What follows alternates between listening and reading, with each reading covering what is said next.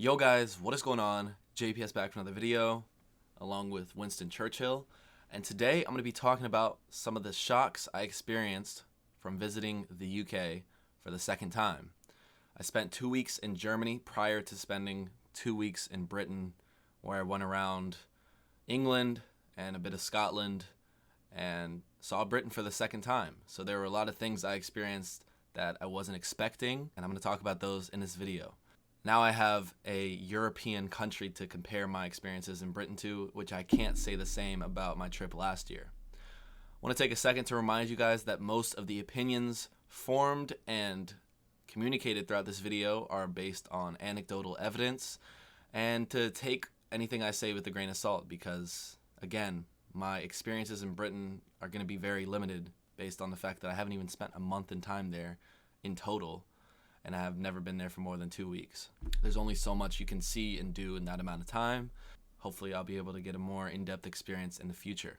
But there still is a lot that I did experience, and I want to talk about that in today's video. So make sure you guys hit the like button, hit subscribe, and consider joining the Patreon for full reactions to British shows and movies. Along with that, I have posted the extended version of every city's vlog on Patreon. So if you want a more in-depth view of what happened on that trip, and you'd like to support me further, I would really appreciate it. With that being said, let's get right into the video. So guys, the first point I wanted to talk about is public transportation and trains. This time around, I was very impressed with the trains. It was super easy to find the platform I needed to be on at every city's respective train station. And on top of that, the trains were never delayed by more than a minute or two. So I found the trains to be really on time. The stops, there were a lot of different stops. And pretty quick too. Like if I lived in Britain, I felt like, especially if I lived in a city, a car may not be necessary. And that brings me to my second point, which is the compactness of cities and city centers. I found that I didn't need to use public transport in almost any of the British cities I visited, and that walking was an adequate solution because of how compact everything was. City centers aren't just jumbled messes, they're strategically placed around historical buildings and other things like that, which we can get into the history later. But overall, I found that walking around British cities was not only easy, but also very enjoyable. You get a good view of the city on foot. This did mean I was walking a lot, but there was a lot of cobblestone I noticed, so I was super glad that I had just brought a backpack, unlike last year's trip to Britain where I had a suitcase, which was not the best for rolling around on those cobblestone when they have those huge gaps in between. The train stations were also really strategically placed, almost always right in city center, so my walk to wherever I needed to be was never too strenuous. There were some hills here and there, but overall I found it super easy to navigate the different cities I visited throughout Britain. The next thing I wanted to tie that into is history. In Britain, you guys have history. That's something we don't have in the United States. We have history, but not to the point where you walk by a church that's 700 years old and you're like, oh, that's just a church. Here it would be like a marvel to see something so old, but in Britain it's just part of everyday life to walk by these historical buildings. Now, while I was walking around and observing the history in each of these cities, I got a fair share of British weather. And it was not pretty. So the weather in Britain was the weather in Britain. You guys are used to it, but for me, I'm not used to that. I wasn't used to having to buy a jumper in July. I was like, why is it so cold and windy? Different region, but the weather was something that I could not get used to. The fact that it would just start raining randomly, and it didn't seem like meteorologists had any idea of when it would rain. The rain would kind of just come in because you're on such a narrow island that the weather changes in such a volatile manner that it's very difficult to predict, and rain would just come swooping in. And it always felt like the rain, this is of course some type of psychological effect, but it always felt like the rain would come, I'm not going to say pissing down, raining down whenever you needed to go outside. And when you wanted to be inside, it'd be nice and sunny outside. And then when I come home and hop off the plane, it's 38 degrees Celsius, sunny, 90% humidity. And I'm like, did I just walk into a tropical rainforest? Why is it so? Because I just was so used to that British weather. You guys have a much more tame summer compared to us, which I say, but there has been heat waves here and there, and you guys just aren't ready for the heat waves. I definitely, last summer I was kind of frustrated with the lack of air conditioning because I was like, well, what are you supposed to do in situations like this? And there isn't much to do. You kind of just sweat it out. But I definitely understood that this summer because it really doesn't get hot too often, and it's like that's not a very economical solution. So the next thing I wanted to get into is alcohol and pubs. The pubs honestly made me a bit envious throughout the trip because I realized how much of a focal point they are for their communities. The pub is a place you could just go and talk to your neighbor, get to know your neighbor, and just enjoy a pint. It's not really about the partying as much as it is the sense of community and having the Sunday roast and things like that. So I didn't really get that in last year's trip. But this year I feel like I got a better grasp on the role of pubs. Again, that's not every pub, but it did feel like the pubs were like a, get a drink after work, or we'll meet here on Sunday and have a pint and talk. Like it's a much more calm environment. So the pubs are something I really wish we had in the United States. We have bars and things like that, and we do have pubs.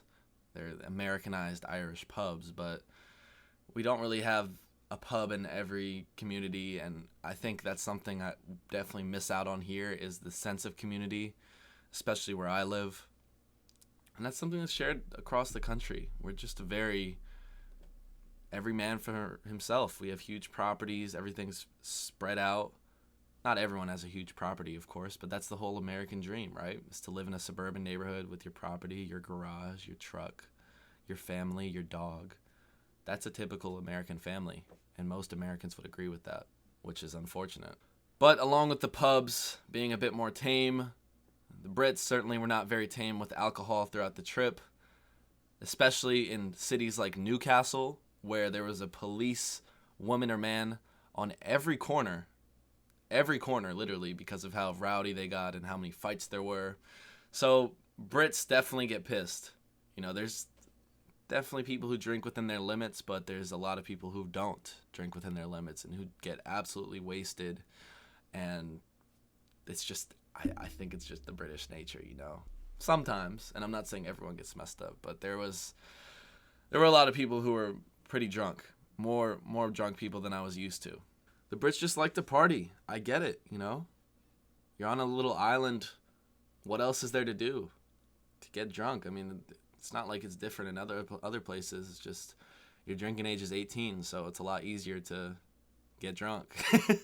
So the next point is actually a point that I made in last year's video that I wanted to correct. In last year's video, I made a point about cigarettes and smoking.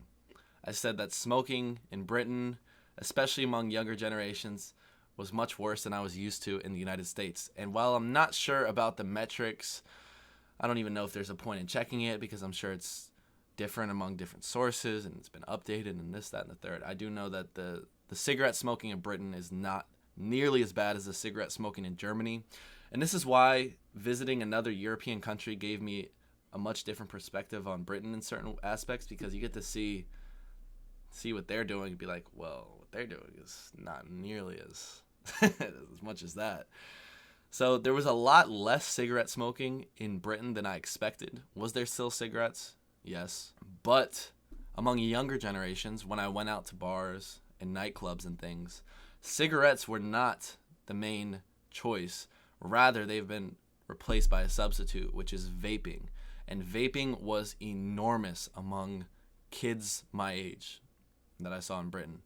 Almost, again, completely anecdotal, but a lot of kids I saw my age had a vape in their hand. Is this for better or for worse? I don't know. I'm not here to say this is so bad, everyone's vaping. Like, no, that's not my point. My point is just to point it out and be like, wow, there was a lot of vaping among younger kids and a lot less cigarette use. Seems like the cigarettes are still big among older generations and still big among some kids on nights out. But during the day, when you're walking around during the day, I didn't see, I don't know if I could point a finger to many teenagers I saw smoking cigarettes. Whereas in Germany, it didn't matter what time it was, people were smoking cigarettes. So that's a big difference I can point out. I'm not going to compare it to my experience in the United States because I have a very unique experience in the United States, and I can't really speak for cigarette smoking. So I may have been a bit wrong last summer when I said that, but that's the beauty of going back and being able to change your opinion on things. You can always change your opinion on things. Next point made me chuckle a bit, and that is Tesco and the meal deals. The scary part about the meal deals, guys, I got a meal deal every single day I was in Britain. I was in Britain for 2 weeks. On the 14th day, the last day that I was flying out, I got a meal deal, and I was not tired of it. That is the scary part about those Tesco meal deals. We do not have the equivalent in the United States. We don't have something like that where you get that much value for your pound or dollar. But it just didn't get old. There were just so many different options for your main course, so many different crisps, so many different beverages. It was a never-ending stream of goodness, and I definitely miss that now. We just don't have something like that, so I can see why you guys hold that Tesco meal deal very highly. I really enjoyed it while I was there. So a big thing I noticed on this trip specifically was how similar British people are to American people. We're really similar. Like, I felt I was able to connect with Brits much easier than I was with Germans, because there's just not that much. First of all, we speak the same language, so that helps, of course. A lot of Germans speak English, but there's just so many cultural similarities. They're not exactly similar, but they're so similar that they're almost identical, you know, like in the way we do things. A perfect example would be small talk. In the United States, we ask, "How are you? How are you doing?" In Britain, you ask, "Are you all right?" Does anyone actually care when you ask, "Are you all right?" You know, when you say it, you're never expecting a response. It's just a greeting almost. So that was one thing I noticed was like really similar between Americans and Britain, and British people. Sorry, not Britain. And I talked about this with some Brits. I was like, you know, we're so similar. Like, what is this about? And they talked about this cultural wave effect where a lot of pop culture and trends, they come from the United States, they hit Britain first, and then there's this kind of spectrum throughout Europe where Eastern Europe gets hit last and the Western European countries get hit after Britain. But that was pretty cool to hear, and I think I definitely saw that a lot. It doesn't mean you guys copy us and wait for our every next move and that we're better than you. That was not what I said, and in fact, I was quoting a British person, so be mad at him, not me. I'm sure I'm missing some things, and there's definitely a lot more to dissect from the trip, but that will come in due time. If you guys have any things you would like me to talk about specifically that you noticed from my experiences in Britain, then please leave them in the comments down below. Hopefully we're going to get back into some reactions soon. And yeah, that's all I got to say, guys. Thank you all so much for watching. Hit the like button, hit subscribe, and I'll catch you all in the next one. Peace.